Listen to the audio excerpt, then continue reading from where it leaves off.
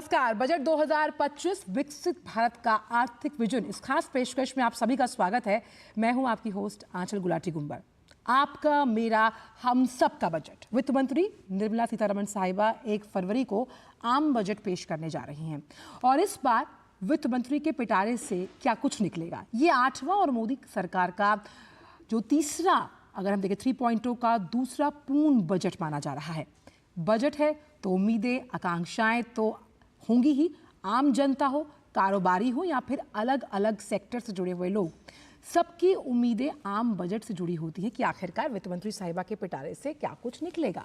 और बजट 2025 को लेकर हम ये विशेष कार्यक्रम की श्रृंखला लेकर आए हैं, जिसमें आज हम अलग अलग विषयों पर, अलग अलग सेक्टर्स पर राय जानेंगे, विशेषज्ञों से करेंगे चर्चा कि इस बार का जो बजट है उससे क्या उम्मीद है, क्या फोकस है, रिफॉर्मिस्ट होगा, पॉपुलिस्ट होगा बजट, ये समझने की कोशिश करेंगे। और आज के इस कार्यक्रम में जहां हम बजट 2025 को विकसित भारत का आर्थिक विजन परिलक्षित करने के लिए प्रशस्त मार्ग मान रहे हैं, आज जो अहम सेक्टर्स हैं जिन पर चर्चा और फोकस रहेगा वो रहेगा स्वास्थ्य, शिक्षा, रूरल डेवलपमेंट के साथ साथ माइनॉरिटीज़ में किस तरह से इस बजट को लेकर आकांक्षाएं और क्या कुछ पिछले बजट में किया गया और आगे आने वाले समय में क्या हो सकता है। तो इन तमाम सेक्टर्स पर होगी चर्चा। तो आइए शुरुआत करते हैं इस खास शो से जुड़ी हुई। अब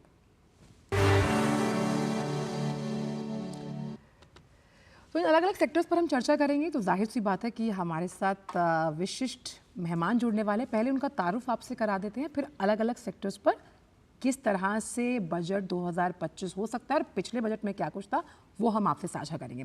तो आइए पहले जो मेहमानों का पैनल हमारे साथ जुड़ा हुआ है उनका तारुफ आपसे कराऊं। हमारे साथ डॉक्टर एन.के. अरोड़ा, अध्यक्ष एम्स देवघर। अरोड़ा साहब, बहुत बहुत स्वागत है आपका। साथ ही साथ डॉक्टर आशुतोष कुमार, CGM आर्थिक विश्लेषण और अनुसंधान, नाबार्ड। आप रूरल डेवलपमेंट पे अच्छी खासी पैनी पकड़ रखते हैं, मुंबई से जुड़ रहे हैं। और स्टूडियो में मेरे साथ हैं अशोक कुमार पांडे, जाने माने शिक्षाविद हैं, एजुकेशनिस्ट हैं। आपका भी बहुत बहुत स्वागत और शुक्रिया अपना कीमती समय जी न्यूज़ के मंच से साझा करने के लिए। तो इन तीनों ही मेहमानों के साथ जो अपने अपने सेक्टर्स में दिग्गज हैं, जो बेहतर तरीके से बता पाएंगे, उनसे हम करेंगे चर्चा। लेकिन आगे बढ़ने से पहले, सबसे पहले अगर हम आर्थिक विजन की बात करते हैं तो शुरुआत करते हैं आपके और मेरे स्वास्थ्य से जुड़ी हुई, जहाँ पर हम कैसे सरकार यूनिवर्सल हेल्थ कवरेज को सुनिश्चित करने के लिए संकल्पित है। और यही वजह रही कि साल दर साल हमने देखा कि हेल्थ सेक्टर में जो बजट का प्रावधान है उसको बढ़ाया गया। बढ़ाना ज़रूरी भी है, बड़ी आबादी वाला देश है भारत। 2024-25 में स्वास्थ्य और परिवार कल्याण मंत्रालय को 90 करोड़ रुपए से ज़्यादा का आवंटन किया गया। 2023-24 का जो फाइनेंशियल ईयर था, अगर हम उससे उसकी कंपैरिजन करें तो ये 2% ज़्यादा है। हेल्थ सेक्टर के लोगों को बजट से काफ़ी उम्मीदें हैं कि क्या आमूल-चूल परिवर्तन हो सकते हैं इस खर्च से, इस पैसे से। आइए जानते हैं इस खास रिपोर्ट के जरिए। केंद्रीय वित्त मंत्री निर्मला सीतारमण जब बजट पेश करेंगी तो हेल्थ केयर इंडस्ट्री को इस बजट से काफी उम्मीदें होंगी। बात चाहे हेल्थ सेक्टर में बुनियादी सुविधाएं बढ़ाने की हो या फिर सभी तक स्वास्थ्य सेवाओं को पहुंचाने की, सरकार इस दिशा में तेजी से काम कर रही है। सरकार बजट में दवाओं और जरूरी उपकरणों का उत्पादन बढ़ाने पर जोर दे सकती है। आयुष्मान भारत योजना के तहत 55 करोड़ लोगों को हर साल 5 लाख का स्वास्थ्य बीमा मिलता है। 70 साल से अधिक लोगों को भी इसमें शामिल किया गया है। हाल ही में ओडिशा भी आयुष्मान भारत योजना में शामिल हो गया है। OPD सेवाओं को भी आयुष्मान भारत योजना के दायरे में लाने की मांग की जा रही है। स्वास्थ्य बीमा पर आयकर छूट सीमा बढ़ाने की मांग की जा रही है। स्वास्थ्य बीमा का प्रीमियम भी काफी महंगा है, इसलिए इसमें भी छूट की मांग की जा रही है। टियर 2 और टियर 3 शहरों में ज्यादा मेडिकल कॉलेज और अस्पताल खोलने पर सरकार का जोर है। इसके लिए लोग प्रोजेक्ट्स के लिए जमीन पर छूट और मेडिकल इक्विपमेंट की सब्सिडी जैसी विशेष छूट की उम्मीद कर रहे हैं। फार्मा उद्योग ने उम्मीद जताई है कि सरकार इनोवेशन के साथ शोध और विकास पर ध्यान देगी। इससे फार्मा उद्योग को गति मिलेगी और भारत आत्मनिर्भरता की ओर तेजी से आगे बढ़ेगा। डॉक्टरों की कमी दूर करने के लिए सरकार एम्स सहित मेडिकल कॉलेज की संख्याओं को बढ़ा रही है। राष्ट्रीय स्वास्थ्य मिशन के तहत चल रही योजनाओं, प्रधानमंत्री Ayushman Bharat health infrastructure mission, Ayushman Bharat digital mission, health and wellness centre या फिर मानसिक स्वास्थ्य कार्यक्रम की बात हो, इसको लेकर बजट से काफी उम्मीदें हैं। स्वास्थ्य बजट को बढ़ाने की भी मांग की जा रही है। लोगों को सस्ती और अच्छी दवाएं उपलब्ध कराने के लिए प्रधानमंत्री भारतीय जन औषधि परियोजना के तहत देश भर में 11,000 से अधिक जन औषधि केंद्र खुले हैं, जहां 50 से 90% तक सस्ती दवाएं मिलती हैं। जन औषधि केंद्रों की संख्या बढ़ाकर 25,000 तक करने के लिए बजट में घोषणाएं हो सकती हैं। इसके अलावा सिकल सेल एनीमिया, टीबी जैसी बीमारियों के तय सीमा पर उन्मूलन के लक्ष्यों को हासिल करने के लिए भी कुछ बजटीय प्रावधान हो सकते हैं। Bureau report, DD news. तो स्वास्थ्य की गुणवत्तापूर्ण और किफ़ायत पहुंच को सुनिश्चित करने के लिए कई पहलें सरकार द्वारा की गई, जिसका अभी हमने इस रिपोर्ट में जिक्र किया। इस पर बात करने के लिए अरोड़ा साहब हमारे साथ मौजूद है, एक बार उनका रुख करते हैं। अरोड़ा जी, अगर हम तकनीकी पहल को और रिसर्च और इनोवेशन को साथ जोड़ें तो हम मानते हैं कि हेल्थ सेक्टर में एक अच्छा पैराडाइम शिफ्ट हमने देखा है। इस बार के बजट को अगर हम देखें तो किस तरह से हेल्थ सेक्टर को ओवरऑल आप एक बूस्टअप देते हुए देख पाएंगे वित्त मंत्री साहिबा द्वारा? धन्यवाद आंचल आमंत्रित करने के लिए। और जो आपने बैकग्राउंड बताया वो बहुत महत्वपूर्ण है। और यहाँ पर ये भी बताना चाहूँगा कि पिछले कुछ सालों में स्वास्थ्य को बहुत अधिक महत्व दिया गया है। और आज स्थिति ये है कि स्वास्थ्य में जो कुल निवेश होता है गवर्नमेंट की तरफ से या बजट का हिस्सा होता है, वो चौथे पांचवें स्थान पे है। इसका मतलब यह है कि सरकार की बहुत प्राथमिकता में है ये।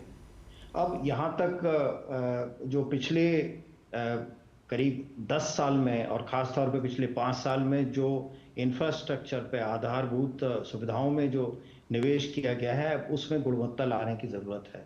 और ख़ास तौर पे 2-3 चीज़ों पे मैं ज़्यादा एम्फेसिस देना चाहूँगा। एक तो है कि आयुष्मान आरोग्य मंदिर या हेल्थ एंड वेलनेस सेंटर्स, इस समय 1,75,000 आयुष्मान आरोग्य मंदिर हैं, जो एक तरीके से हमारे स्वास्थ्य की आखिरी पोस्ट है, आखिरी जगह है, हेल्थ फैसिलिटी है जहाँ पर लोगों की देखभाल की जा सकती है।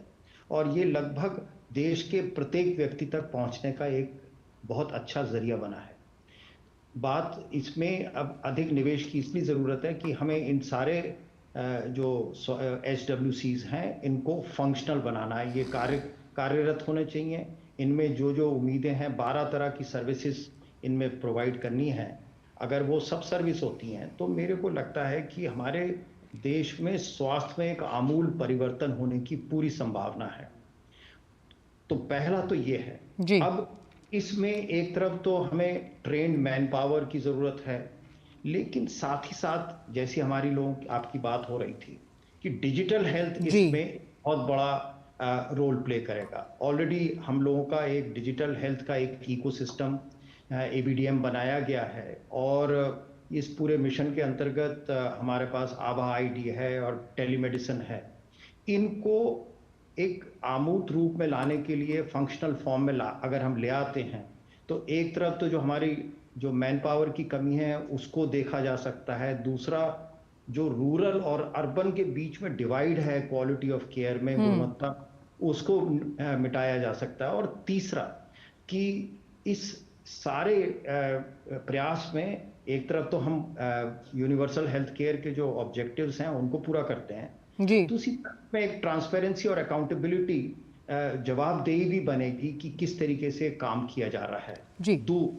और तीसरी चीज जो आपने कही और वो भी बहुत जरूरी है कि प्रधानमंत्री जी के जो एक जो लक्ष्य है कि हर जिले में मेडिकल कॉलेज हो, और करीब करीब हम काफी हद तक वहां पहुंच चुके हैं। इस समय 700 से ज्यादा मेडिकल कॉलेज हैं। तो अब हमें आगे बढ़ने के लिए जरूरी है कि इन मेडिकल कॉलेज में जो पढ़ाई की जा रही है, जो सेवाएं प्रदान की जा रही हैं, उनकी गुणवत्ता को बहुत अहम बात आपने अरोड़ा साहब कही कि पाठ्यक्रम को किस तरह से आज के लिहाज से टेक्निफाइड बनाया जाए। और अब हम पाठ्यक्रम की बात कर रहे हैं तो हमारा जो अगला सेक्टर है, क्योंकि सोशल सेक्टर से जुड़ी हुई बातें हैं, जब हम एजुकेशन की बात कर रहे हैं, हम हेल्थ की यहाँ पर बात कर रहे हैं, हम रूरल डेवलपमेंट को आगे बढ़ाने की बात करते हैं, तो अगला सेक्टर जिस पर हम करेंगे चर्चा, हालांकि चर्चा लगातार हम रिवॉल्विंग तरीके से करने वाले, लेकिन अगर हम एजुकेशन की बात करें तो बजट 2025 की तारीख क्योंकि नज़दीक है और ऐसे में शिक्षा क्षेत्र में नई शिक्षा नीति के तहत कई ऐसी पहलें की गई और कुछ और नए उद्घोषणाओं की उम्मीद की जा रही है। अगर हम पिछले कुछ सालों को देखें तो शिक्षा का बजट लगातार बढ़ाया गया है। वजह यह है कि हम यूथ डिविडेंड कंट्री हैं और ऐसे में शिक्षित युवा कैसे भारत के मुस्तकबिल को बदलने का मादा रखता है, ये बेहद ज़रूरी है। और ऐसे में उम्मीद की जा रही है कि शिक्षा नीति की भावना के अनुरूप आगामी बजट में शिक्षा क्षेत्र के लिए भी ज़्यादा राशि आवंटित की जाएगी। देखिए रिपोर्ट और फिर करेंगे इस पर चर्चा। वर्ष 2024-25 बजट पेश करते हुए वित्त मंत्री निर्मला सीतारमण ने अमृत पीढ़ी यानी युवाओं के सशक्तिकरण की प्रतिबद्धता जताई थी। आगामी आम बजट में भी युवाओं के लिए कई नई योजनाओं की उम्मीद की जा रही है। ये बजट भारत की शिक्षा प्रणाली को मजबूत करने का एक महत्वपूर्ण मौका है, खासकर उच्च शिक्षा पर ध्यान देकर। भारत को एक वैश्विक ज्ञान केंद्र बनाने के लिए उच्च शिक्षण संस्थानों में इंफ्रास्ट्रक्चर, रिसर्च और तकनीक को शामिल करने के लिए निवेश जरूरी है। साथ ही स्किल डेवलपमेंट से जुड़े कार्यक्रमों के लिए ज्यादा फंडिंग, उद्योग के साथ सहयोग और पब्लिक प्राइवेट पार्टनरशिप के जरिए इनोवेशन को बढ़ावा देने से शिक्षा और रोजगार के बीच की खाई को कम किया जा सकता है। शिक्षा क्षेत्र उम्मीद कर रहा है कि बजट में ऐसे सुधार हों जो शिक्षा को सभी के लिए सस्ती और सुलभ बनाएं। इससे भारत का युवा वैश्विक स्तर पर मुकाबला कर सकेगा और देश की प्रगति में अहम योगदान देगा। साथ ही ये भी उम्मीद की जा रही है कि राष्ट्रीय शिक्षा नीति की जरूरतों के अनुरूप शोध और नवाचार बजट में प्राथमिकता में रहेगा, जो भारत को ज्ञान आधारित अर्थव्यवस्था बनाने में मददगार साबित होगा। Higher education sector में research funding will increase. I also believe that there is a need to have an increased funding for infrastructure, especially for many of the universities and other institutions which are more than 50 years old. So then we need to upgrade the research infrastructure. It is not just in IITs, but in the rural areas, all over the country, we need to have ways in which we can modernize and create new facilities across the country. पिछले कुछ सालों में शिक्षा का budget लगातार बढ़ाया गया है। 2024-25 के बजट में शिक्षा, रोजगार और स्किलिंग सेक्टर के लिए 1,48,000 करोड़ रुपए का प्रावधान किया गया था। स्कूली शिक्षा और साक्षरता विभाग के लिए बजट में 73,498 करोड़ रुपए का प्रावधान किया गया था, जो अब तक का सर्वाधिक आवंटन है। केंद्र सरकार की फ्लैगशिप योजनाओं की बात करें तो समग्र शिक्षा के बजट में पिछले साल 4,500 करोड़ रुपए, पीएम पोषण के बजट में 2,467 करोड़ रुपए और पीएम श्री के बजट में 3,250 करोड़ रुपए की वृद्धि की गई। 2024-25 के बजट में उच्च शिक्षा के लिए बजट आवंटन 47,619 करोड़ रुपए था, जो 2023-24 के मुकाबले करीब 8% अधिक है।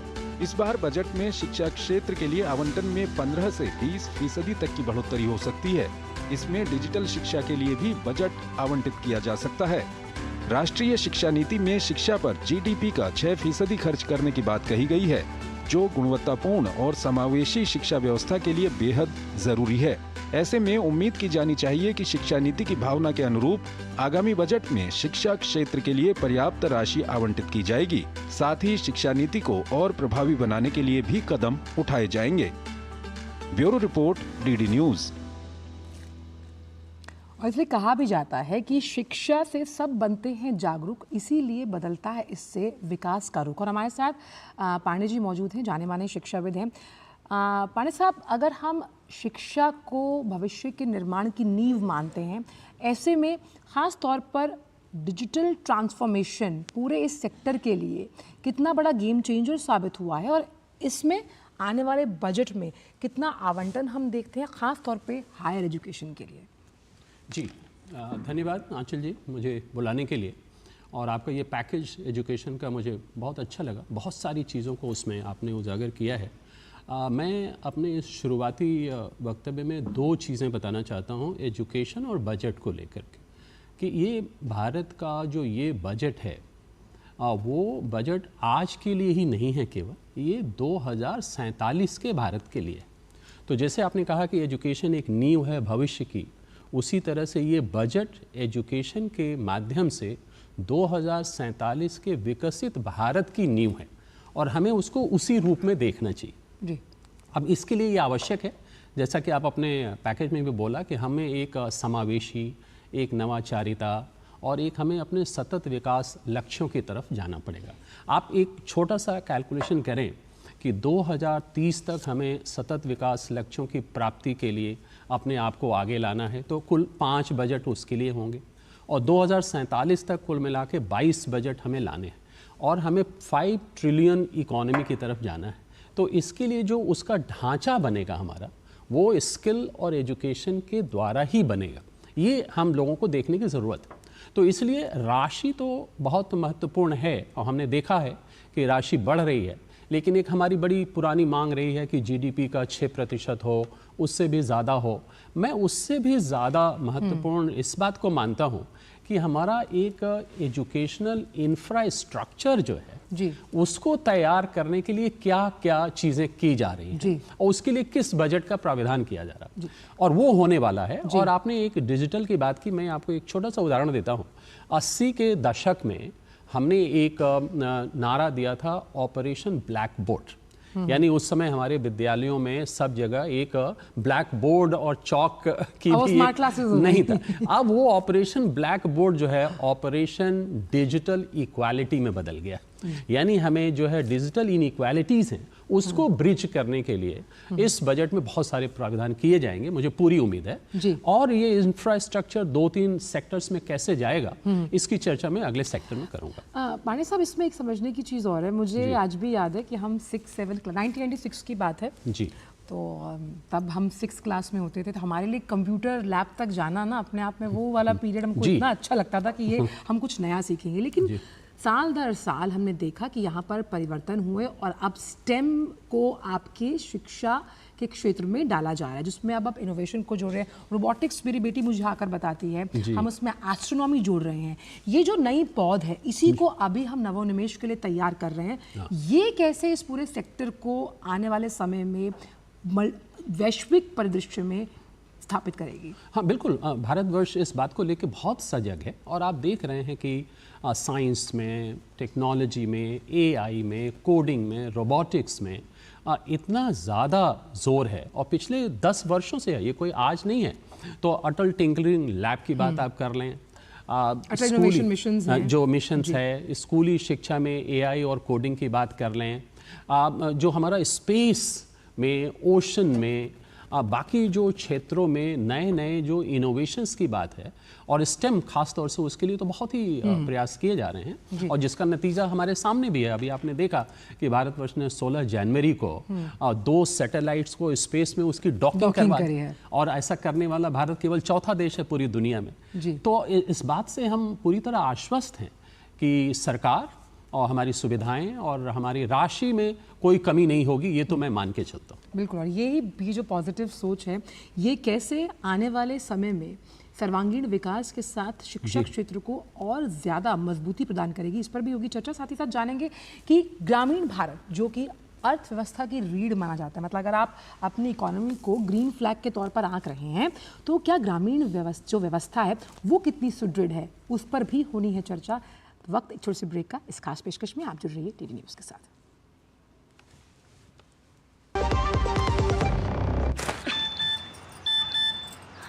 हो गया इंतजाम।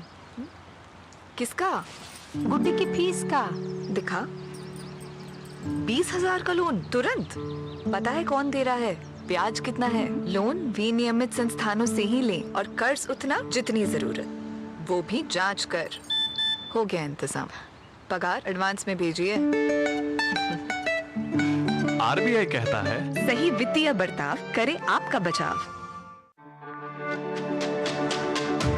मेरी पसंद, मेरी पसंद,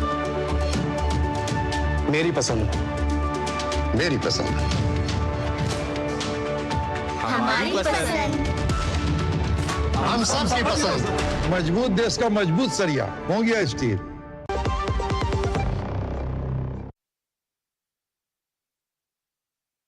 खास शो में जहां पर अब हम अपनी चर्चा की गाड़ी को बढ़ा रहे हैं रूरल डेवलपमेंट की ओर कि कैसे ग्रामीण विकास के लिए सरकार का फोकस हमने पिछले एक दशक में देखा है और इस बार के आम बजट में समाज के हर वर्ग को सरकार से अपने लिए कुछ ना कुछ उम्मीदें हैं। इसमें ग्रामीण भारत भी है। कहने के लिए हम आज भी बोलते हैं कि भारत गाँवों में बसता है, लेकिन क्या शहरों की तुलना में तमाम सुविधाएं जितनी दी जा रही हैं वो पर्याप्त है? उसमें अब आने वाले टाइम में कितना आवंटन और बढ़ाया जाएगा? और क्या भारत का जो ग्रामीण क्षेत्र है वो भी तरक्की की राह पर चल पड़ा है? और अब सभी की निगाहें इसी बात पर टिकी हुई हैं कि जब 1 फरवरी को बजट पेश किया जाएगा तो उसमें गांव ग्रामीण विकास के लिए क्या कुछ खास होने वाला है। आइए जानते हैं इस खास रिपोर्ट के जरिए। केंद्र सरकार की ओर से आम बजट 1 फरवरी 2025 को पेश किया जाएगा। केंद्रीय वित्त मंत्री निर्मला सीतारमण इस आम बजट को पेश करेंगी। ग्रामीण क्षेत्र को मजबूत करने के लिए पिछले बजट में कई प्रावधान किए गए थे। इस बार के बजट में ग्रामीण भारत का विकास और गांव में रहने वाले लोगों की आय में वृद्धि मुख्य फोकस हो सकता है। ग्रामीण क्षेत्र भारत की कुल आबादी का बड़ा हिस्सा है और आर्थिक विकास में अपनी महत्वपूर्ण भूमिका निभाता है। आइए नजर डालते हैं पिछले बजट में ग्रामीण विकास में क्या कुछ खास था। ग्रामीण विकास प्रगति के पथ पर। केंद्रीय बजट 2024-25 में ग्रामीण विकास और बुनियादी ढांचे के लिए 2.66 लाख करोड़ रुपए आवंटित किए गए। ग्रामीण इलाकों के लोगों को रोजगार देकर आजीविका सुरक्षा प्रदान करने वाली मनरेगा के लिए 86,000 करोड़ रुपए का आवंटन किया गया था। गांव को शहरों से जोड़ने के और बेहतर कनेक्टिविटी के लिए प्रधानमंत्री ग्राम सड़क योजना के लिए 12,000 करोड़ रुपए आवंटित किए गए थे। वहीं प्रधानमंत्री ग्रामीण आवास योजना के लिए 54,500 करोड़ रुपए आवंटित किए गए थे। राष्ट्रीय ग्रामीण आजीविका मिशन के लिए 15,047 करोड़ रुपए का आवंटन किया गया था। राष्ट्रीय सामाजिक सहायता कार्यक्रम के लिए 9,652 करोड़ रुपए दिए गए थे। आइए जानते हैं ग्रामीण विकास के क्षेत्र में बजट 2025 से क्या अपेक्षा है। बजट 2025 से ग्रामीण विकास की उम्मीदें। मनरेगा के तहत अधिक बजट आवंटन की अपेक्षा। ग्रामीण युवाओं को उद्यमिता के लिए अधिक वित्तीय और तकनीकी सहायता मिलने की उम्मीद। सरकार द्वारा छोटे और मध्यम उद्योगों को आसान कर्ज, सब्सिडी और मार्केटिंग सहायता दी जा सकती है। ग्रामीण स्वास्थ्य सेवाओं के विस्तार के लिए प्राथमिक स्वास्थ्य केंद्र PHC और उप स्वास्थ्य केंद्रों के लिए अधिक बजट आवंटित किया जा सकता है। केंद्र सरकार का ग्रामीण विकास पर खास तौर से फोकस है। ऐसे में अनुमान लगाया जा रहा है कि सरकार ग्रामीण विकास के लिए बजट में भी बढ़ोतरी कर सकती है। Bureau report, DD news. और यही वजह है कि उम्मीद की जा रही है कि रूरल डेवलपमेंट को लेकर भी सरकार का फोकस इस बार के बजट में देखने को मिलेगा। और हमारे साथ बेहद खास मेहमान जुड़े हुए हैं, डॉक्टर आशुतोष कुमार, CGM आर्थिक विश्लेषण और अनुसंधान विभाग, नाबार्ड। आशुतोष जी, जब हम रूरल डेवलपमेंट को बढ़ाने की बात करते हैं तो सीधे तौर पर गांव में किस तरह से रहने वाले लोगों का जो स्टैंडर्ड ऑफ लिविंग है उसको बढ़ाने के लिए सरकार प्रयासरत है, कार्यरत है। आपको क्या लगता है कि जो लगातार एक मांग की जा रही है कि मनरेगा की राशि में आवंटन बढ़ोतरी के साथ हो सकता है, इसके अलावा कैसे हम ग्रामीण व्यवस्था को और सुदृढ़ बनाने की परिकल्पना इस बार के बजट में देख सकते हैं? धन्यवाद आंचल, नाबार्ड को आमंत्रित करने के लिए इस परिचर्चा में। मैं नाबार्ड की तरफ से और अपनी तरफ से इसके लिए आपको बहुत बहुत धन्यवाद देता हूं। और बहुत ही अच्छा आपने कहा कि भारत देश जो है गाँव में बसता है। लगभग 70% आबादी जो है देश की वह ग्रामीण क्षेत्रों से जुड़ी हुई है। न सिर्फ रहती है बल्कि वहाँ की अर्थव्यवस्था, उनका आय का सृजन भी इसी एरिया से होता है। या फिर कुछ लोग जो है बाहर चले जाते हैं, फिर गाँव में वापस भेजते हैं। तो इसमें सबसे बड़ी बात यह है कि ग्रामीण क्षेत्र में अगर हमें और अधिक उत्पादन या इनकम लाना है तो सबसे अधिक हमें ध्यान देना होगा फार्मर्स पे या उससे जुड़े हुए लोग। कृषि एवं अनुषंगी जो क्रियाकलाप है, डेयरी हो, पोल्ट्री हो या सोलर एनर्जी हो, इस तरह की चीज़ों को और जोड़ना है और अधिक से अधिक किसानों को इससे जोड़ करके किस प्रकार उनके आय का और अधिक सृजन हो। इसके लिए सबसे महत्वपूर्ण चीज जो है कि आधारभूत संरचना, ग्रामीण आधारभूत संरचना एक RIDF, rural infrastructure development fund, एक ऐसा फंड है जिसके तहत नाबार्ड ने लगभग करीब मैं कहूँ तो करीब 4.5 लाख करोड़ अभी तक हमने इन्वेस्ट किया है for development of rural infrastructure, जिसमें कि रोड, ग्रामीण रोड आते हैं, इरिगेशन आता है, स्टोरेज आता है, पुलियाँ आती हैं, उसके अलावा सामाजिक क्षेत्र में भी स्कूल है, अस्पताल है, या इवन यहाँ के ये कहें कि पशुओं के लिए अस्पताल है। तो सबसे महत्वपूर्ण चीज होगी कि ऐसी उम्मीद की जा रही है कि भारत सरकार इस क्षेत्र में जो पिछले साल करीब 25,000 करोड़ नाबार्ड को आवंटित किया था इस कॉर्पस के लिए, ऐसे उम्मीद की जा रही है कि इस बार काफी इसको बढ़ाएगी, ताकि नाबार्ड इस रिसोर्सेज को ग्रामीण क्षेत्रों में ले जाएगी और जो फैक्टर्स ऑफ प्रोडक्शन है, चाहे लैंड हो, लेबर हो, कैपिटल हो, इसकी जो इफिशिएंसी होती है,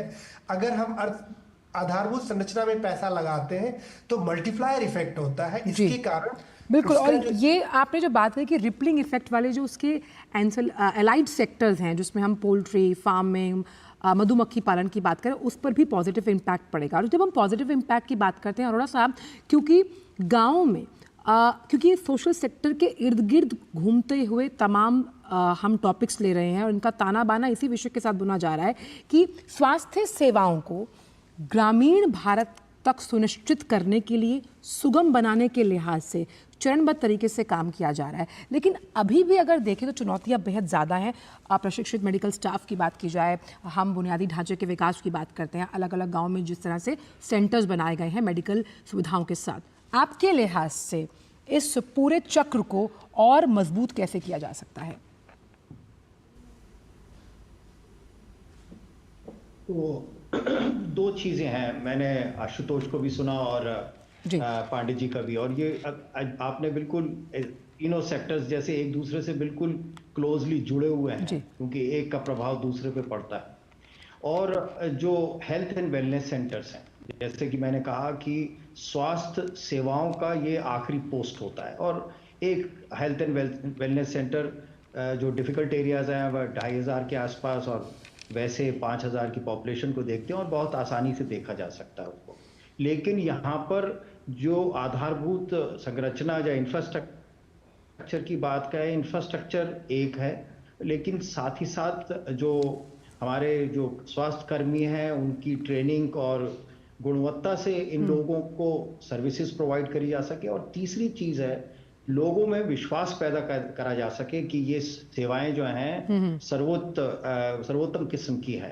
तो यहाँ पर मेरे को लगता है काफी मेहनत करने की जरूरत है और इन्वेस्टमेंट करना। और तीसरी चीज इसी में साथ एक जुड़ा हुआ है जो डिजिटल कंपोनेंट है, जिसमें टेलीमेडिसिन भी है, और साथ ही साथ किस तरीके से जो डेटा है उसको इकट्ठा किया जा रहा है, वहां पर अभी और काफी कुछ काम करने की जरूरत है। दूसरी चीज एक बहुत महत्वपूर्ण है जो हम लोगों ने शुरू में बात करी कि आयुष्मान भारत, ये एक जो कार्ड है, ये एक बहुत अच्छी बात हुई है कि ये एक पॉलिटिकल एजेंडा पे आ गया है। हम जहां भी देखते हैं इसके बारे में बात हो रही होती है, और इसका कारण बहुत महत्वपूर्ण है कि जिन लोगों ने इसका इस्तेमाल किया है, नहीं तो थोड़े से खर्चे में अच्छा खासा एक खाता पीता परिवार गरीबी की गर्त में डूब जाता है। और ये एक बहुत और महत्वपूर्ण है कि आयुष्मान भारत की जो सेवाएं हैं उनको कैसे और प्रभावी करा जा सके, और उसके अंतर बाकी स्वास्थ्य सेवाओं को कैसे लाया जा सके, ये बहुत महत्वपूर्ण है। बिल्कुल, और महत्वपूर्ण जो बात आपने कही कि ट्रेनिंग बहुत ज़रूरी है, और कैसे जिन अलग अलग टेक्निफाइड सब्जेक्ट्स पर हम चर्चा करते हुए बात कर रहे हैं, कैसे टीचर्स को इसके लिए ट्रेन किया जाएगा, उस पर भी करेंगे चर्चा। लेकिन वक्त एक छोटे से ब्रेक का इस खास शो में है, आप कहीं मत जाइए, जुड़े रहिए इस खास पेशकश के साथ DD न्यूज़ पर।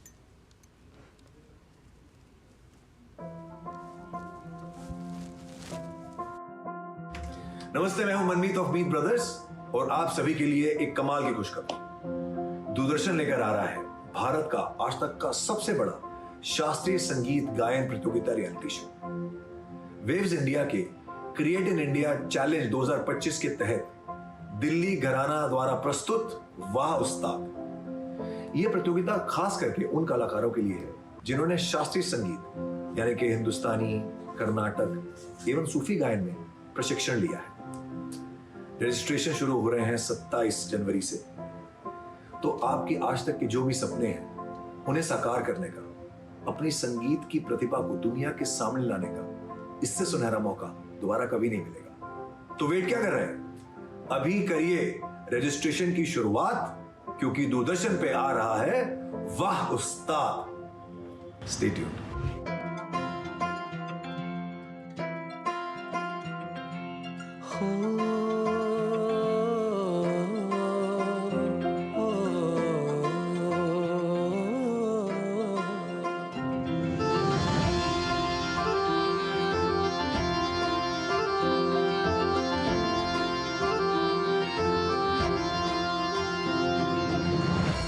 चलो उड़ चले, उठो चलो उड़ चले, उठो चलो उड़ चले, उड़ चले,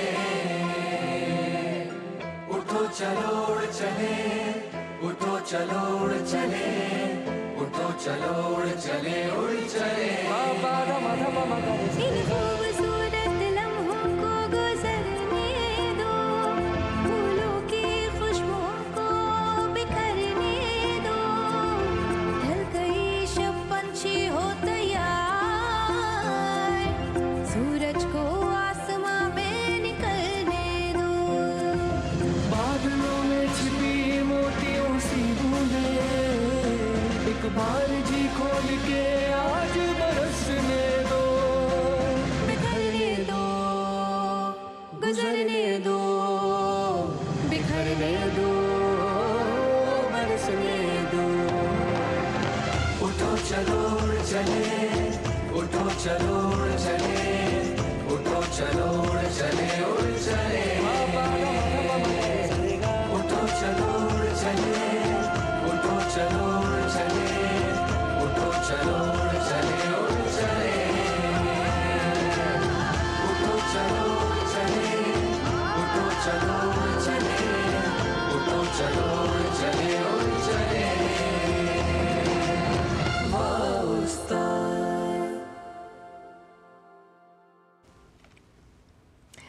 ब्रेक के बाद आप सभी का स्वागत है बजट 2025 की इस खास चर्चा में। और हमारे साथ अलग अलग सेक्टर से जुड़े हुए तमाम विशिष्ट मेहमान जुड़े हुए हैं। पांडे साहब जुड़े हुए हैं जो एजुकेशनिस्ट है। पांडे जी, हम ट्रेनिंग ऑफ टीचर्स की बात कर रहे थे, जैसे ट्रेनिंग ऑफ डॉक्टर्स है, कितना अहम आप मानते हैं टीचर्स का प्रशिक्षण, ख़ास तौर पर अगर हम देखें आज के इस टेक्निफाइड एजुकेशनल सिस्टम के लिहाज से, क्योंकि ख़ास तौर पर यही वो पौध को आगे लेकर जाते हैं जो आगे जाकर एंटरप्रेन्योर्स और स्टार्टअप्स क्रिएट करते हैं। इस ट्रेनिंग ऑफ टीचर्स के लिहाज से बजट में किस तरह के प्रावधान हो सकते हैं, क्योंकि टीचर और स्टूडेंट एक डोर से बंधे होते हैं जब हम एजुकेशन को बदलने की बात करते हैं। जी, बहुत अच्छा सवाल किया आपने। और इस बजट से जो अपेक्षाएं हैं उसमें एक टीचर ट्रेनिंग बहुत बड़ा हिस्सा है उसका। अच्छा हुआ आपने ये सवाल पूछा। उसको मैं इस तरह से जोड़ना चाहता हूँ कि कोई भी विद्यालय या कोई भी विद्यार्थी टीचर की क्वालिटी से ऊपर नहीं हो सकता। तो इसलिए टीचर की क्वालिटी तो बहुत ही ज़रूरी है, टीचर्स की भी और हेड टीचर्स की भी। उसके लिए तो मैंने जैसे कहा कि एजुकेशन को पहली बार एक इंफ्रास्ट्रक्चर के रूप में देखा जा रहा है। जैसे हमारे रोड ट्रांसपोर्ट कम्युनिकेशन एट्सेट्रा था, तो अब एजुकेशन को एक सॉफ्ट इंफ्रास्ट्रक्चर के रूप में देखा जा रहा है। इसके लिए मैं आपको बता दूं कि भारतवर्ष ने पिछले 2 वर्षों से पीएम श्री स्कूल्स, जैसे डॉक्टर साहब ने अभी कहा कि हर ज़िले में एक अस्पताल हो जी, उसी तरह से अब हर ब्लॉक में 2 पीएम श्री स्कूल्स होंगे। PM Shri schools, prime ministers schools for rising India, यानी वो फुली एनईपी कंप्लायंट स्कूल्स होंगे, सारी सुविधाओं से लैश होंगे। और उसके लिए टीचर्स की ट्रेनिंग, वहाँ का infrastructure, curriculum redesigning, pedagogical redesigning, everything is being done. तो उस इंफ्रास्ट्रक्चर का एक पीएम श्री उसका हिस्सा है। एक आपने सुना होगा कि इस सरकार ने पिछले 10 वर्षों से एस्पिरेशनल डिस्ट्रिक्ट्स को आगे लेकर के बहुत आगे बढ़े हैं। और वो सबसे पिछड़े हुए डिस्ट्रिक्ट्स जो थे हमारे देश में, तो वहाँ भी हमारे नए स्कूल्स कैसे आएँ और शिक्षा का वहाँ विकास कैसे हो, टीचर डेवलपमेंट हो, क्लाइमेट एजुकेशन हो। प्रोफेसर बैनर्जी को आपने सुना आईआईटी से कि हमारा रिसर्च इंफ्रास्ट्रक्चर को कैसे हम ज़्यादा इनोवेटिव बनाएं, कैसे उसमें नई नई चीज़ें ले आएँ। और सबसे बड़ी बात है कि हमें अपने एजुकेशन को इंटरनेशनलाइज करना है। तो हम टीचर्स ट्रेनिंग भी अगर हम करें तो क्यों करें? ना केवल हम अपने लिए करें, हमें एक ग्लोबल कंपटीशन में भी जाना है। हमें विश्व गुरु और विश्व मित्र बनने की बात अगर कर रहे हैं और हमारे 15 लाख स्कूल हैं इस देश में आज की तारीख में, 1 करोड़ से ज़्यादा टीचर्स हैं, तो हमारी अपनी समस्याएं हैं उनकी ट्रेनिंग को लेके, प्री सर्विस को लेके, इन सर्विस को लेके, उनके रिक्रूटमेंट को लेके, उनके रिटेंशन को लेके, उनके कैरियर पाथवे को लेकर के, इन सारी चीज़ों का जिक्र NEP में है और इस बजट में उस सब को एक कोई ना कोई रिफ्लेक्शन मिलेगा, ऐसी मेरी पूरी उम्मीद है। बिल्कुल। और ये रिफ्लेक्शन की हम बात करें, एक रिफ्लेक्शन जो कहीं ना कहीं मैंने हमेशा देखा जब हम गाँव की बात करते हैं, और इस पर अगर हम समझे तो आशुतोष जी बेहतर रोशनी डाल पाएंगे कि पलायन की एक बहुत बड़ी समस्या है गांव में, कि जो लोग रोटी कमाने के लिए, अपने जीवन निर्वहन के लिए शहर आते हैं, फिर वो वापस नहीं जाते। इस समस्या से निपटने के लिए सरकार ने कई पहल की, लेकिन आपको क्या लगता है कि बुनियादी तौर पर कौन से ऐसे और कदम उठाने की ज़रूरत है आजीविका के लिहाज से, चाहे वो जेंडर को हम इससे अलग बांट कर देख रहे हैं, नहीं देख रहे हैं, ताकि ये खाई को हम पाट सकें। भाई कोई जा रहा है ठीक है, लेकिन वो वापस भी आए कि गांव उस हिसाब से विकसित है। बहुत ही अच्छा प्रश्न है आंचल। ये देखिए, अभी ऑल इंडिया रूरल सर्वे एक हुआ था नाबार्ड की तरफ से, उसमें ऐसा पाया गया कि 70% लोग जो हैं उनके एक से अधिक आय के स्रोत हैं, तो कृषि क्षेत्र में जो काम करने वाले हैं। तो इसका मतलब कृषि के अलावा बाकी चीज जैसे MSME में ही एक ऐसा बड़ा सेक्टर है जो कि रोजगार का सृजन गांव में भी करता है और बाहर भी करता है। तो अब समय आ गया है कि कृषि से जुड़े हुए लोगों को एक छोटे मोटे रोजगार, कृषि से जुड़ा हुआ उद्यम जो है उस पर अपने आप को फोकस करना चाहिए, ताकि उनके आय का और अधिक सृजन हो और हर एक आदमी को कृषि और कृषि से जुड़े हुए, जैसा मैंने पहले भी कहा था, या तो वो डेयरी से भी जुड़े या फिर पोल्ट्री से, मधुमक्खी पालन से, या और जो भी इससे जुड़े हुए क्षेत्र हैं, तो उसके लिए आपको, या फिर छोटे छोटे उद्योग ग्रामीण क्षेत्रों में अब समय आ गया है कि छोटे छोटे 2 लोगों का, 3 लोगों का, 4 लोगों का ये एक छोटा सा सेंटर हो जहाँ पे 3-4 लोगों को काम मिल जाए, और हर आदमी जो है नौकरी ना खोजे बल्कि नौकरी दूसरे को देने के लिए इन्वेस्टमेंट करे और उसके द्वारा आय का सृजन हो और आय का एक समावेशी सृजन हो, ताकि ये जितना अधिक आय ज्यादा लोगों में फैलेगा उससे डिमांड जनरेट होता है और उससे कृषि और उससे जुड़े कृषि के अलावा इंडस्ट्रियल सेक्टर में भी जब डिमांड क्रिएट होगा तब पूरी अर्थव्यवस्था अपने आप में आगे बढ़ेगी, ग्रोथ होगा और इनकम होगा। तो कहना ये है सार के रूप में कि कृषि और अनुषंगी क्षेत्र प्लस MSME में लोगों को धीरे धीरे आना पड़ेगा, कृषि से बाहर आकर के धीरे धीरे व्यवसाय और उद्योग में अपने आप को, कृषि से जुड़े हुए उद्योग, चाहे वह शुगर फैक्ट्री हो या फिर औद्योगिक उत्पादन से जुड़ा हुआ हो, फूड प्रोसेसिंग सेक्टर हो, और वैल्यू एडिशन बहुत जरूरी है।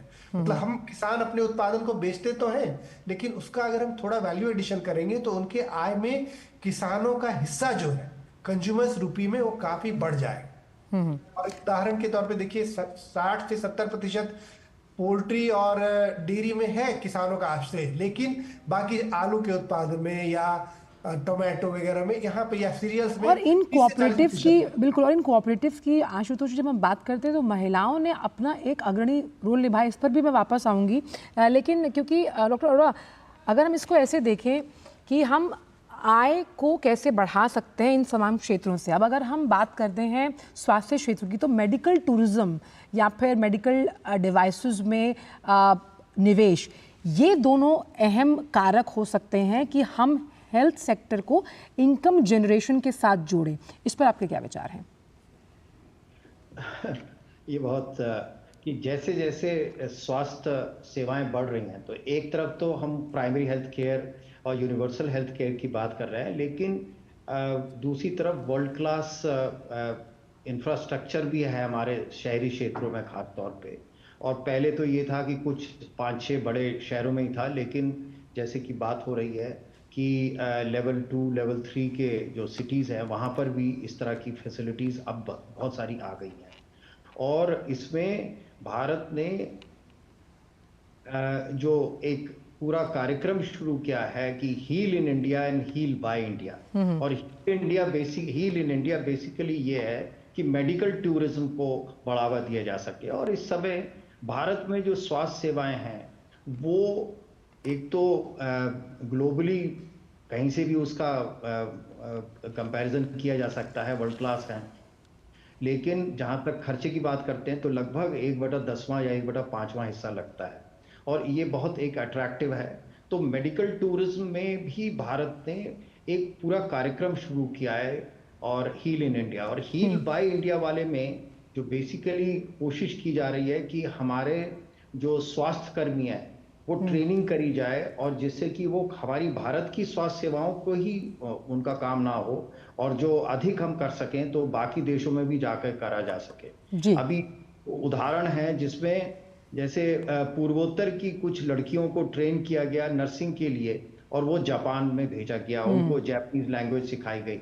तो ये भी एक देश के लिए एक तरह से जो है रिसोर्सेज को जनरेट करने का तरीका है। दूसरी अगर हमें ये करना है तो अब हमारे पास एक infrastructure medical college, tertiary medical college, tertiary level health facility माना जाता है, और अगर इसी सोच के साथ हम आगे बढ़ते हैं तो ये सोच लीजिए कि हर जिले में हमारे पास इस तरह की स्वास्थ्य सेवा होगी जिसमें हम स्थानीय लोगों को तो सेवाएं दे सकेंगे सर्वोत्तम क्वालिटी, लेकिन साथ ही साथ उसका उपयोग हमारा मेडिकल टूरिज्म के काम किया जा सकता है। बिल्कुल, और अब तो ये कहा जाता है let food be your doctor, और डॉक्टर्स भी इसी तरह से आपको दवाइयों से थोड़ा परहेज करने को कहते हैं कि भाई आप आपके खाने की प्लेट में ही बहुत सारी चीज़ें इवॉल्व हैं। और ऐसे ही जब हम इवॉल्वमेंट की बात करते हैं उस लिहाज से पांडे साहब, इवॉल्वमेंट में हमने देखा कि जो प्रधानमंत्री इंटर्नशिप योजना है उसकी शुरुआत की गई। इंटर्नशिप को हमेशा दोयम दर्जे से देखा जाता था कि भाई आप फ्री में आइए, काम कीजिए, और आप एक अनपेड लेबर हैं। लेकिन इस पूरे व्याख्यान को प्रधानमंत्री की सोच ने और दूरदर्शिता ने बदल कर रख दिया। किस तरह का प्रावधान आप मानते हैं इस बार के बजट में इस योजना को उठाने के लिए? क्योंकि कॉरपोरेट सस्टेनेबिलिटी रिवॉर्ड की जरिए CSR की जब हम बात करते हैं, कई ऐसी कंपनीज है जिन्होंने कई इंटर्नशिप जो आवेदन करता है उन्हें ऑन बोर्ड लिया है। जी बिल्कुल सही कह रही हैं आप। तो इसीलिए तो मैं कह रहा हूँ, देखिए जो माइंडसेट चेंज इस देश में आ रहा है शिक्षा को लेके, इंटर्नशिप को लेकर के, अर्ली करियर को लेकर के, और एक स्कूल, कॉलेज, इंडस्ट्री, एकेडमिया का एक जो इंटर रिलेशनशिप है उसको हम रीडिफाइन करना चाहते हैं, और उसके लिए बड़ा आवश्यक है। आपने देखा होगा इस देश में बहुत बड़ा एक विवाद रहता है कि विद्यार्थी जब जाते हैं इंडस्ट्रीज़ में वो शिकायत करते हैं कि ये उन स्किल सेट के साथ नहीं आ रहे हैं जिन्हें हमें आवश्यकता है। तो उनकी बात में अगर सच्चाई है तो हमें उसको एड्रेस करना पड़ेगा स्कूल्स के लेवल पे और कॉलेजेस के लेवल पे, और उसका एक ही माध्यम है कि हम बच्चों को एक्सपोज करें कि इंडस्ट्री में वो किन किन चीज़ों की आवश्यकता है जो उनके विद्यालयों में, क्लासरूम्स में, उनके सब्जेक्ट्स के माध्यम से नहीं बताया जा रहा। तो इसके बारे में एक चर्चा हो रही है, और बजट में उसको कहीं ना कहीं उसका रिफ्लेक्शन होगा। दूसरी चीज़ डॉक्टर साहब की बात से मुझे ध्यान आया, जैसे उन्होंने कहा कि हील इन इंडिया, उसी तरह से एक study in India initiative Bharat सरकार ने शुरू किया, जिससे कि बाहर के लोग, हमारे भी विश्वविद्यालय, हमारे भी कॉलेजेस, हमारे भी स्कूल्स। अच्छा, ये चीज़ पांडे सर आप बेहतर बता पाएंगे, ये चीज़ प्रधानमंत्री ने तब भी उठाई थी जब कम पैसे की वजह से बहुत से छात्र मेडिकल एजुकेशन के लिए यूक्रेन जाते हैं, और यूक्रेन से वो छात्र वापस भी आए, जिस तरह के हालात वहाँ थे। तो उन्होंने ये बात उठाई थी कि क्यों ऐसा हम नहीं कर सकते कि इस जो पर्टिकुलर क्षेत्र है, because you know these are all white collar jobs, when you talk about engineers, doctors, तो इनको लोगों तक इनकी पहुंच सुनिश्चित करने के लिए इसका दायरा बढ़ाना बहुत जरूरी है। इसका जिक्र प्रधानमंत्री ने कई फोरम्स में कहा, और बड़ा मुझे खुद भी एक शिक्षक होने के नाते बड़ा आश्चर्य होता है कि हमारे विद्यार्थी ऐसी ऐसी जगह पे जाते हैं जिन देशों का नाम हमने नहीं सुना है, और वहाँ जाके वो मेडिकल एजुकेशन के लिए जा रहे हैं। तो उसको हम कैसे एड्रेस करें, बट लेकिन और चीज़ों के लिए भी वो भारत में आवे और भारत एक हब ऑफ नॉलेज बने, उसके लिए भी भारत सरकार काम कर रही है। मेरे ख्याल में कुछ इंसेंटिवाइजेशन होगा उसके लिए। तो एक तो international study in India initiative एक बहुत ही आवश्यक सी चीज़ है। दूसरी चीज़ मैं ये फोकस करना चाहता था कि विद्यालय में, देखिए 15 लाख विद्यालय हैं, और अगर हम एक ग्रीन कैंपस की योजना बताएं, जो कि प्रधानमंत्री इस बात को लेकर के, रूरल आशुतोष जी इसको बताएंगे कि हर घर में एक सोलर पावर लगे और 300 यूनिट्स तक की बिजली उनको फ्री में मिले। आप 15 लाख विद्यालयों में अगर हम सोलर पावर लगाएं तो आप सोचिए कि हमारी रीन्यूएबल एनर्जी का प्रतिशत कितना बढ़ जाएगा। और उन विद्यालयों में एक रीन्यूएबल एनर्जी हो, एक अच्छा वेस्ट मैनेजमेंट हो, रेन हार्वेस्टिंग हो, और जितनी भी चीज़ें उसको एक सतत विकास की तरफ ले जाएं, वो हमारे विद्यालयों से आगे बढ़ें, उसके लिए एक अगर योजना बनाई जाए, कुछ इंसेंटिव्स बनाए जाएं, तो मेरे बजट में वो एक बहुत अच्छी बात होगी। और क्योंकि इंसेंटिव्स की हम बात करें तो आशुतोष जी से मैं ब्रेक पर आने के बाद पूछूंगी कि कोऑपरेटिव्स का जो इंसेंटिव रहा है और उससे रूरल इकोनॉमी को कितना फ़ायदा हुआ, और अब जिस तरह से इन कोऑपरेटिव्स को और मजबूत बनाने की बात की जा रही है, वो इसका जो एक प्रतिबिंब है क्या हम बजट में देख पाएंगे। वक्त छोटे से ब्रेक का, आप जो रहे इस खास पेशकश के साथ।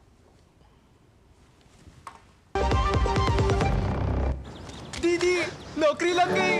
अरे वाह, बधाई हो। तो अब तो ढेर सारी शॉपिंग। हाँ दी, नया मोबाइल। अरे रुको शहजादे, सैलरी से पहले खर्चे। इंस्टेंट लोन भी तो मिलता है। पहले बजट बनाना सीखो, फिर खर्च करो। पर दी, देखो, कमाई का एक हिस्सा हमेशा बचाना चाहिए, लेकिन पार्टी देने से नहीं बचोगे तुम। हाँ दी, पार्टी मेरी, बजट तुम्हारा। अच्छा, आरबीआई कहता है, सही वित्तीय बर्ताव करे आपका बचाव। जब धरती चीर कर निकलता है लोहे का पत्थर और मिलता है मोंगिया के जोश से, फिर तपता है, पिघलता है और बनता है फौलाद। अब होता है सरिया सारी खूबियों के साथ। मोंगिया स्टील, मजबूत देश का मजबूत सरिया। ब्रेक के बाद सभी का स्वागत। आर्थिक बजट पर हम कर रहे हैं चर्चा। बजट 2025 की किस तरह से इस बार का आर्थिक विजन हम परिलक्षित होते हुए देख पाएंगे जब बजट पेश होगा। आशुतोष साहब हमारे साथ जुड़े हैं, नाबार्ड से ताल्लुक़ रखते हैं। आशुतोष जी, कोऑपरेटिव सेक्टर्स की अगर बात की जाए, मुझे तो वो आज भी वो एक गाना जो बहुत प्रचलित था कि किस तरह से महिलाओं ने दुग्ध क्रांति से गांव के परिदृश्य को बदल कर रख दिया, और अब तो इसमें और कई एलाइड सेक्टर्स जुड़ गए जिनका जिक्र आप भी कर रहे थे। कोऑपरेटिव्स की भूमिका आने वाले सालों में किस तरह से रहेगी, और बजट में ये एक काफ़ी अनएक्सप्लोरेबल सेक्टर भी रहा है, लेकिन सरकार का पूरा फोकस है। गृह मंत्री साहब कई बार कई विषयों में कोऑपरेटिव सोसाइटीज़ में औरतों की भूमिका पर बात कर चुके हैं, और प्रधानमंत्री तो कह भी चुके हैं कि जब भी हम भारत के विकास की बात करते हैं तो ये महिला उन्मुखी है।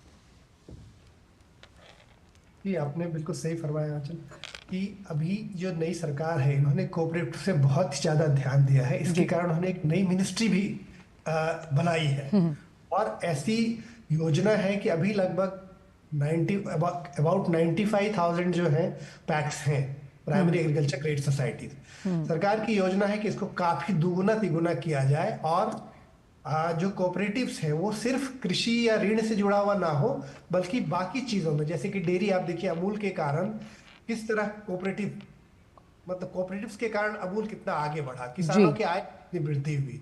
तो उसी प्रकार हर एक क्षेत्र में कोऑपरेटिव्स की संभावना को बढ़ाने की कोशिश की जा रही है।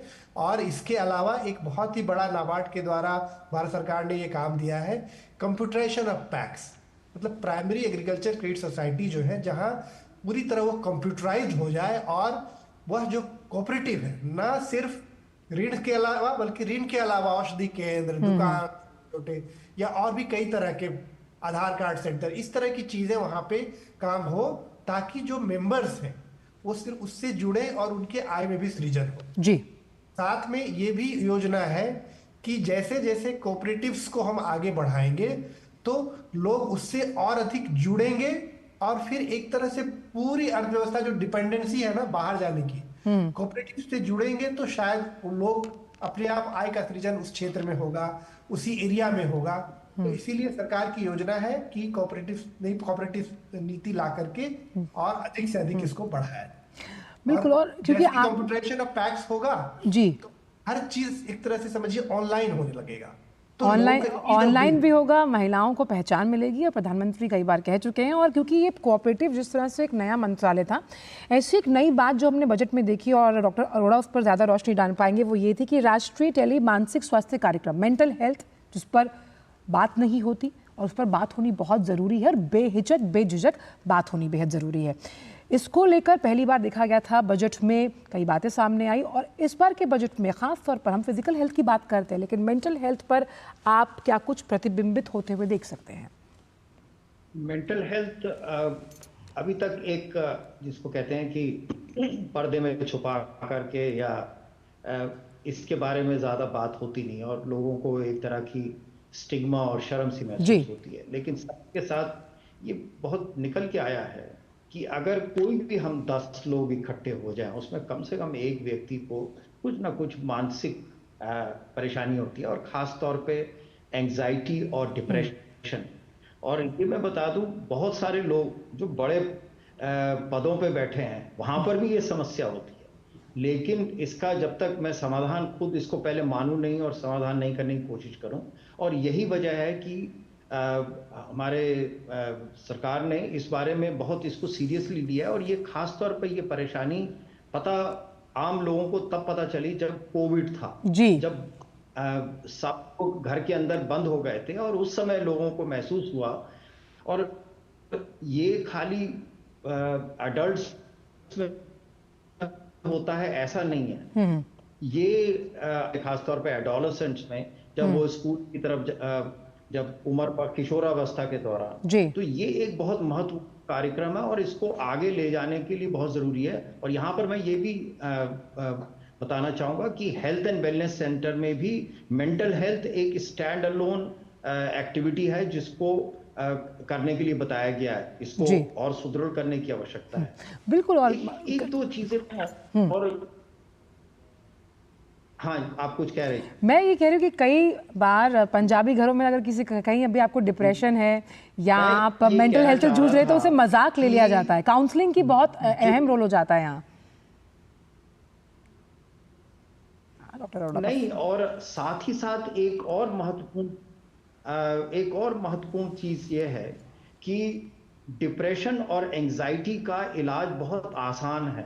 एक बार मैं एक्सेप्ट कर लूं कि ये तकलीफ है, उसका इलाज परिवार के साथ मिलकर, चिकित्सक के साथ मिलकर थोड़ी बहुत दवाई देके, आपको जानकर आश्चर्य होगा कि अगर मेरे को डिप्रेशन है या एंजाइटी है, उसका सबसे बेहतरीन इलाज है कि मैं अगर सुबह शाम थोड़ा घूमना शुरू करूं और लोगों के साथ इंटरेक्शन बढ़ा दूं। तो ऐसा नहीं है कि ये परेशानी ऐसी है जिसका इलाज नहीं करा जा सके, लेकिन इसके लिए काउंसलिंग की जरूरत होती है। और इसीलिए ये जो टेली मेडिसिन के थ्रू मेंटल हेल्थ का, लेकिन इस प्रोग्राम को और प्रभावी बनाने की जरूरत है। बिल्कुल, क्योंकि आपने दूसरी चीज एक और मैं कहना चाह रहा था कि एक बहुत महत्वपूर्ण है और मैं उम्मीद करता हूं कि इस बजट में उस चीज को ध्यान रखा जाएगा, और वही ये है कि रिसर्च एंड डेवलपमेंट में और अधिक पैसे की जरूरत है। कोविड ने हमें बताया, उस समय एक स्पेशल मिशन दिया गया कि कोविड के लिए वैक्सीन्स बनाने के लिए, और आज ये स्थिति है कि दुनिया में अगर कहीं भी कोई नई बीमारी आती है, हम लोग, ये भारत देश 3 महीने के अंदर वैक्सीन तैयार कर सकता है। ये केवल तभी हो चुका कि एडिशनल इन्वेस्टमेंट किया गया, और ये स्थिति को जारी रखने की जरूरत है जिससे कि हम स्वास्थ्य सेवाओं में कटिंग एज पे रहें, और स्पेशली कैंसर के लिए इलाज में। आज आपने बहुत अहम कहा अरोड़ा, क्योंकि यही आपदा में अवसर था कि हमने अपनी सीमाओं को पहचाना और टाइट डेडलाइंस में वो करके दिखाया, और कई देशों के लिए हम उदाहरण और मित्र साबित हुए। और जब मित्र साबित करने की बात है तो पांडे साहब, क्योंकि काउंसलिंग की यहाँ बात की जा रही है, काउंसलिंग सेक्टर एजुकेशन के लिहाज से बहुत इंपॉर्टेंट है। इसके लिए हमने देखा कि प्रधानमंत्री ने परीक्षा पे चर्चा का एक लंबी श्रृंखला जो है उसका आयोजन किया, जो कि अब फरवरी में फिर से होगी। काउंसलिंग को आप कितना अहम मानते हैं, खास तौर पर क्योंकि हम वो पीयर प्रेशर, वो बच्चों के प्रेशर्स शायद नहीं समझ सकते, क्योंकि उनके अपने प्रेशर्स, और ऐसे में काउंसलर्स की भूमिका, और इस पर बजट में भी चर्चा हुई है, और आगे आने वाले इस बजट में किस तरह से आप रेखांकित होते हुए देखते हैं? बिल्कुल, काउंसलर्स की भूमिका बहुत अहमियत रखती है। सवाल ये है कि क्या हमारे देश में उतने काउंसलर्स हैं जिनकी आवश्यकता है? तो पहली बात तो ये है, तो इसलिए उसका एक जो एंटरिम वो हो सकता है, जो कि हम लोग इस बात पर जोर देते हैं कि प्रत्येक टीचर एक काउंसलर बने, क्योंकि काउंसलिंग में एक काउंसलर बाहर से आए या उसका बच्चे के साथ रोज़ इंटरेक्शन नहीं है, उसके लिए बड़ा समय लग जाता है। अगर काउंसलर है भी तो बच्चे के साथ एक आत्मविश्वास पैदा करने के लिए, एक ट्रस्ट पैदा करने के लिए। लेकिन जो टीचर उसके साथ दिन रात लगा हुआ है, तो उसके साथ काउंसलिंग बड़ा आसान हो जाता है। तो एक मेरा उसमें ये कहना है, इसीलिए मेंटल हेल्थ का इशू जो है स्कूलों में भी एक बहुत बड़ा रुख लेता जा रहा है। और अंत में मैं यही कहूँगा कि बच्चों का मेंटल हेल्थ, बच्चों का स्वास्थ्य, बच्चों को फ्यूचर स्किल्स के लिए रेडी रखना, उनको एक्सेस हो हाई क्वालिटी एजुकेशन के लिए, इस बजट में उसी का प्रावधान किया जाएगा। और उसको टीचर ट्रेनिंग के माध्यम से, उसको बजटरी एलोकेशन के माध्यम से एक देश में नया जज्बा पैदा करके, और मैं यही समझता हूँ कि आपके इस लैपटॉप पे मैं एक बड़ी अच्छी टैगलाइन देख रहा हूँ, फ़र्क नज़र आएगा। मैं उम्मीद करता हूँ कि इस बजट में कुछ फ़र्क नज़र आएंगे। बिल्कुल, और ये फ़र्क जो है ये कैसे हमारी आर्थिक प्रगति को सोशल सेक्टर के साथ जोड़ेगा, क्योंकि सोशली जब आप एम्पावर्ड होते हैं आप वेलफेयर स्टेट के उस कदम को भी चूमते हैं जिससे धुरी माना जाता है एक सबसे प्राचीनतम लोकतंत्र के विश्वास से जुड़ी। आप सभी मेहमानों का बहुत बहुत शुक्रिया। आपके साथ चर्चा करके मेरा तो ज्ञानवर्धन हुआ ही, साथ ही मैं उम्मीद करती हूँ कि जो ये लोग शो देख रहे होंगे, सोशल सेक्टर से जुड़ी तमाम जो उम्मीदें हैं उनका ज्ञान भी उन तक पहुंचेगा। और ये जो श्रृंखला हमने चलाई है बजट 2025 को लेकर, इसमें इस पूरे हफ्ते हम अलग अलग सेक्टर्स आपके लिए लेकर आएंगे कि क्या कुछ बजट में इन सेक्टर से जुड़ा हुआ हो सकता है, और आसान भाषा में समझेंगे इस खास पेशकश द्वारा। फिलहाल मुझे मेरी पूरी टीम को दीजिए इजाज़त। आगे आप देख सकते हैं न्यूज़ पंच मेरी सहयोगी भावना के साथ। नमस्कार। Thank you.